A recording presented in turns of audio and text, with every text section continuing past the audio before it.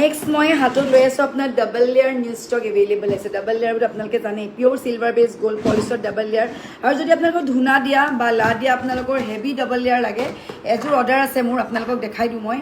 antique খাৰুৰ ভিতৰত তেওঁ এযোৰ বহুত গধুৰ হ'ব কাৰণ ভিতৰত ধূনা দিয়া হৈছে আমাৰ নৰ্মেল যিবোৰ খাৰু থাকে ডাবল লেয়াৰ সেই তেনেকুৱা নহয় এইটো অকণমান লাইট ৱেইটৰ হয় যোনে লাইট ৱেইট লৈ ভাল পায় তেওঁলোকে লাইট ৱেইটৰ ল'ব পাৰিব 10টা শিলিখা গামখাৰু আৰু যদি আপোনালোকক ধূনা দিয়া লাগে ভিতৰৰ পিনে ধূনা দিয়া লাগে দেন এইযোৰ কিন্তু ধূনা দিয়া অকণমান ৱেইট হ'ব ভাৰী হ'ব